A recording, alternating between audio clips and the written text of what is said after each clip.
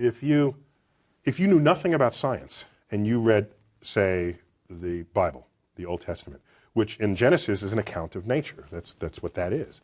And I said to you, give me your description of the natural world based only on this. You would say the world was created in 6 days and that stars are just little points of light, much lesser than the sun. And in fact, they can fall out of the sky, right? Because that's what happens during the Revelation. One of the signs that the second coming is that the stars will fall out of the sky and land on Earth. To even write that means you don't know what those things are. You have no concept of what the actual universe is.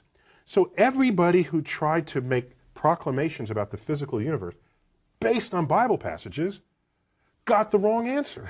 So what happened was, when science discovers things and you want to stay religious, or you want to continue to believe that the Bible is unerring, what you would do is, you would say, well, let me go back to the Bible and reinterpret it.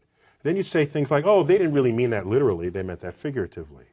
So this whole sort of reinterpretation of how figurative the poetic passages of the Bible are came after science showed that this is not how things unfolded. And so the educated religious people are perfectly fine with that.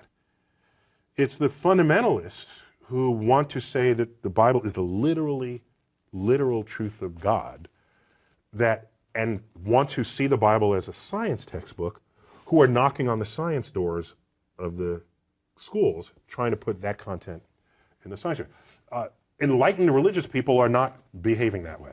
They're saying, yes, science is cool, we're good with that, and use the Bible to get your spiritual enlightenment and your emotional fulfillment.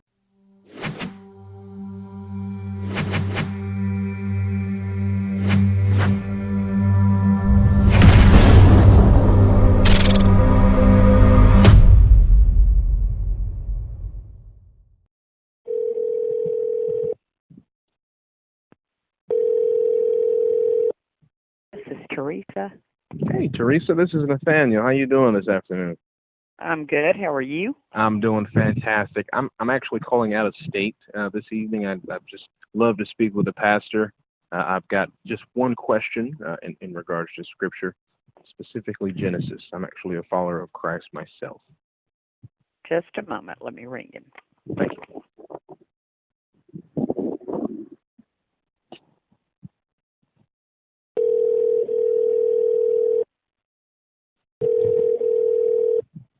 Hello.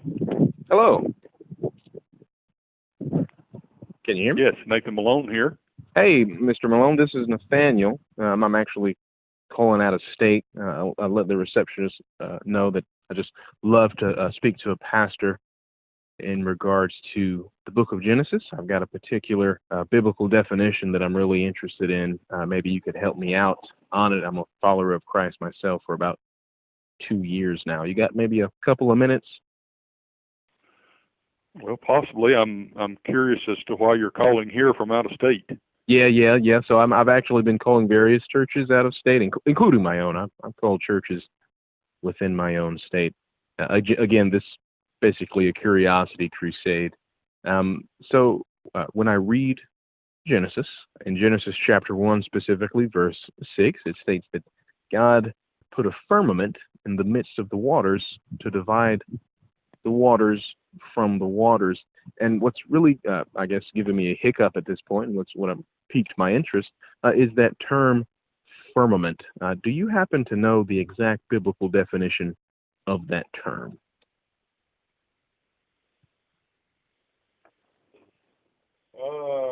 Not right off the top of my head.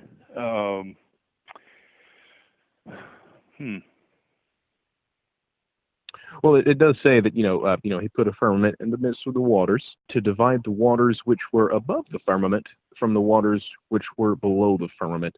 And again, it's really, really tricky, trying to wrap my head around, depicting and visualizing, what exactly the firmament is. And well, part of what it's been my understanding for some time that the understanding of the people who wrote that at the time was, I mean, they had this image, they literally had this image of a dome, that blue thing up there that we call sky. They saw that as a dome, and so that's part of the concept of firmament, is that the waters up in the sky were divided there.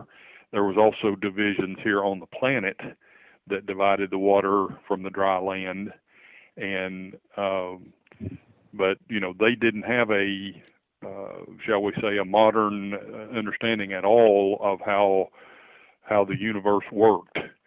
They were simply trying to. They weren't. I mean, to me, the Bible's not so much a science book. It wasn't intended to be a science book. It's a theology book. It's trying to describe.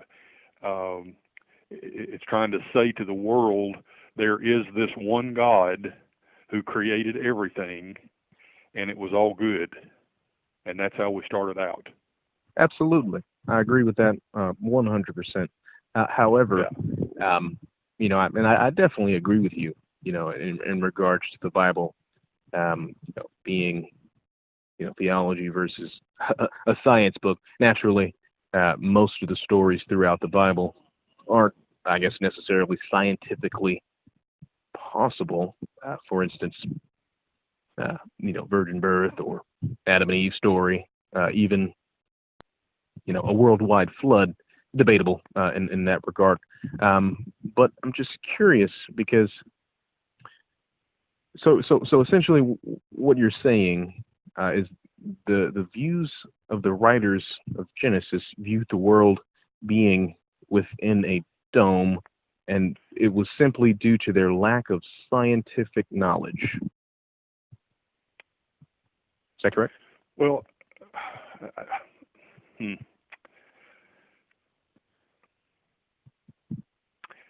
I think they're simply writing, as all of us, anytime we're inspired by God, we are inspired through the lens of how we understand the world to be operating and how we see the world operating. And so they wrote based on their understanding and their lens of what they saw and how they understood it to work. And they knew that whatever it was, that God had created it, and that was the best way they could describe it. Yes, sir. Yes, sir. So I guess, you know, my last question would be, you know, when one reads the Bible, you know, opening the first page and, you know, and reading, should we be reading the Bible, specifically Genesis and the story of creation, as a form of poetry and metaphors, and not necessarily take, say, for instance, 6 days of creation literally, or the story of Adam and Eve and the Noah's Ark story? Should we take those more as an allegory or a poetic message? Again, to me, those are debates and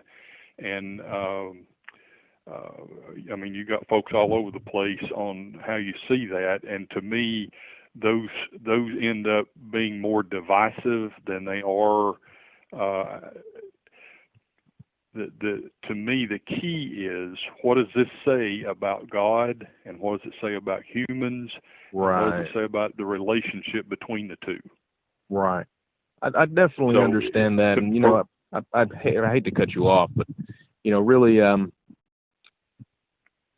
you know, I personally understand where you're coming from in regards to those topics being, you know, debatable. However, you know, as a Christian for two and a half years now, I've come to understand that Christians who read the Bible as it is and do not add or take away, regardless of the time frame of the writers, and you know, really the philosophy that I've learned within the Christian community is just that: don't add or take away. And obviously, we know that there are times when you take the Bible literally, and there are times when you take the Bible not literally. For instance, Jesus Christ, we know, is not a doorknob or a door when they say that Jesus Christ is a door in some translations. But really, the story of creation and things like that, and I guess the depiction that you're describing of the ancient Hebrews, I see how it could be divisive.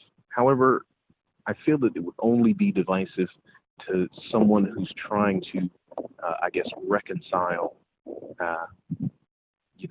modern, I would say, cosmogony with ancient cosmogony, and completely disregarding what is written. But man, I really appreciate all of your time, and I appreciate you, taking the time to talk to me and help me out in regard to that definition.